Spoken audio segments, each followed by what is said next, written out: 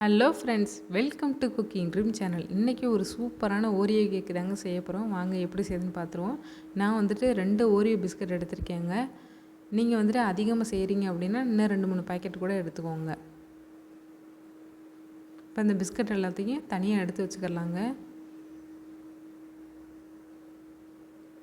கண்டிப்பாக நீங்கள் இதை ட்ரை பண்ணுங்கள். குழந்தைங்களுக்குலாம் ரொம்ப பிடிக்கும். ரொம்ப சீக்கிரமாக செஞ்சிடலாம். டேஸ்ட்டும் சூப்பராக இருக்குங்க. இப்போ இந்த பிஸ்கட் எல்லாத்தையும் எடுத்து வச்சுட்டு இதுக்குள்ளே இருக்கிற க்ரீமை மட்டும் தனியாக எடுத்துக்கிற போகிறோம்.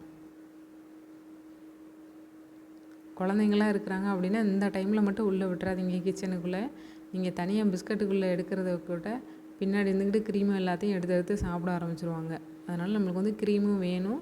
அதனால் பத்திரமா பாதுகாப்பாக பத்திரப்படுத்திக்கோங்க. இப்போ இந்த க்ரீம் எல்லாத்தையும் தனித்தனியாக இந்த மாதிரி எடுத்து வச்சுக்கோங்க.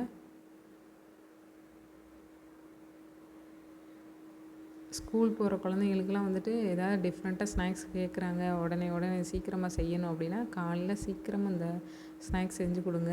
சூப்பராக சாப்பிடுவாங்க. வீட்லேயும் செஞ்ச மாதிரியும் இருக்கும் நம்மளுக்கு.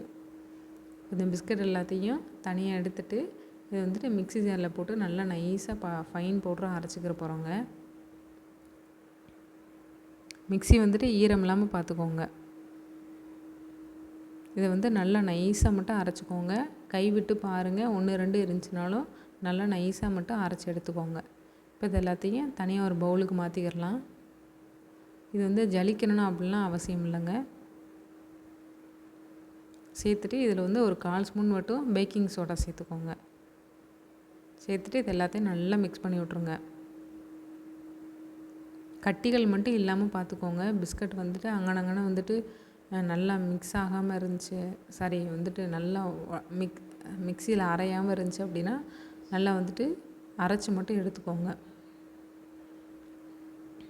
இப்போ இதில் தனியாக நம்ம எடுத்து வச்சுருக்கிறோம்ல க்ரீமு, அதையும் சேர்த்து இதோட நல்லா மிக்ஸ் பண்ணி விட்டுக்கலாம்.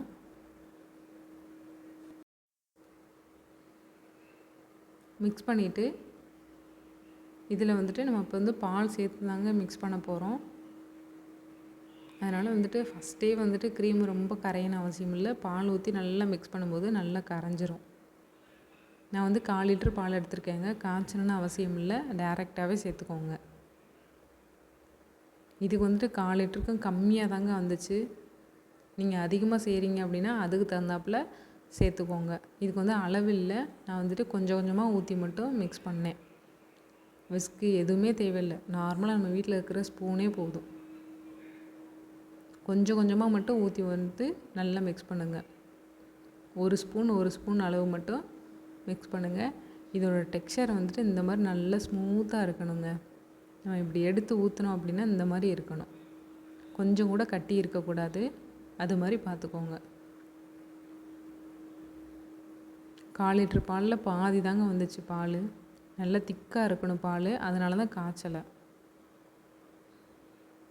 இப்போ இதை எடுத்துகிட்டு நம்ம கேக் செய்ய போகிற டின்னு, நீங்கள் வந்துட்டு ரெகுலராக செய்கிற டின் இல்லைன்னா அந்த டின்னில் எடுத்துக்கோங்க. அப்படி இல்லை அப்படின்னா வீட்டில் செய்கிற நார்மலாக ஏதோ ஒரு ஃப்ளாட்டாக இருக்கிற பாத்திரம் எடுத்துக்கோங்க. எடுத்துகிட்டு அதில் வந்துட்டு நெய் இல்லாட்டா எண்ணெய் எதனாச்சும் ஒன்று நல்லா வந்துட்டு சுற்றியும் அப்ளை பண்ணிக்கோங்க. அப்ளை பண்ணிவிட்டு நம்ம எடுத்து வச்சுக்கிற மாவு வந்துட்டு உள்ளே சேர்த்துக்கிடலாம். இது எல்லாத்தையும் சேர்த்துட்டு நல்லா வந்துட்டு 2-3 டைம் கிட்ட தட்டி விட்டுக்கோங்க.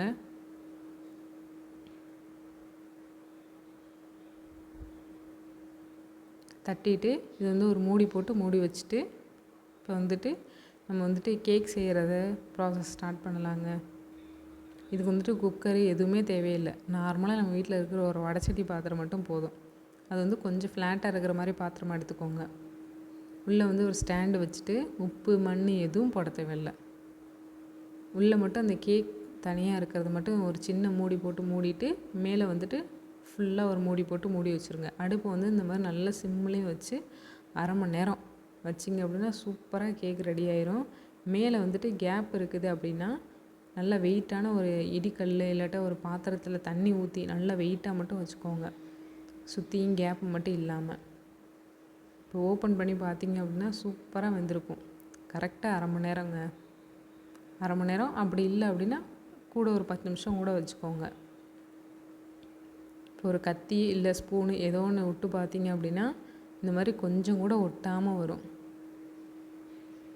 ரொம்ப ஈஸிங்க. ஃபஸ்ட் டைம் செய்கிறீங்க அப்படின்னா கூட சூப்பராக செஞ்சிடலாம். இதை எடுத்து வச்சுட்டு உடனே எடுக்காதீங்க, நல்லா ஆறுனதுக்கப்புறமேட்டு எடுத்துக்கிடலாம். பாருங்கள், மேலே கூட வெடிப்பு எதுவுமே இல்லாமல் சூப்பராக வந்துருச்சு. இப்போ நல்லா ஆறுனதுக்கு அப்புறமேட்டு சுற்றியும் ஒரு கத்தியை விட்டு எடுத்தீங்க அப்படின்னா நல்லா அழகு போல் வந்துடும்.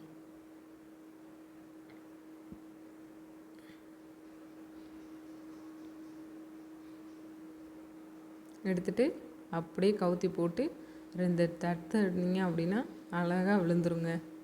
பாருங்கள், சூப்பராக வந்துருச்சுல. இது இப்படியும் சாப்பிட்லாம். குழந்தைங்க இன்னும் கொஞ்சம் ஆசையாக சாப்பிடணும் அப்படின்னா டைரி மில்க் சாக்லேட் இருக்குல்ல, அதை வந்து நல்லா மெல்ட் பண்ணிவிட்டு இந்த மாதிரி சுற்றியும் அப்ளை பண்ணிக்கோங்க. அதுக்கப்புறம் இதுக்கு கொஞ்சம் அழகு சேர்க்கறதுக்காண்டி நான் வந்து கொஞ்சம் நட்ஸ் எல்லாம் குட்டி குட்டியாக கட் பண்ணி இந்த மாதிரி ஹார்ட் ஷேப்பில் போட்டு வச்சுருக்கேன். இதெல்லாம் ஆப்ஷனல் தாங்க, உங்களோட விருப்பம் தான், எப்படி வேணாலும் வச்சு கொடுங்க. நான் வந்துட்டு என் ஹஸ்பண்டோட பர்த்டேக்காண்டி இந்த கேக் செஞ்சுருந்தேன். டேஸ்ட்டு சூப்பராக இருந்துச்சுங்க. நம்ம வீட்டிலே சிம்பிளாகவும் டேஸ்ட்டாகவும் செஞ்சிடலாம். 2 பிஸ்கட் பாக்கெட் இருந்தால் போதும். செம்ம சாஃப்டாக இருந்துச்சுங்க. கண்டிப்பாக நீங்கள் ட்ரை பண்ணுங்கள். உங்கள் வீட்டில் இருக்கிறவங்க, குழந்தைங்க, பெரியவங்களுக்கு எல்லாத்துக்கும் ரொம்ப பிடிக்கும். வீடியோ பிடிச்சிருந்துச்சி அப்படின்னா மறக்காமல் லைக் பண்ணி ஷேர் பண்ணிவிட்டு நம்மளோட சேனலை சப்போர்ட் பண்ணி சப்ஸ்கிரைப் பண்ண மறந்துடாதீங்க. இதே மாதிரி இன்னொரு வீடியோஸில் பார்க்கலாம். தேங்க்ஸ் ஃபார் வாட்சிங். பாய்.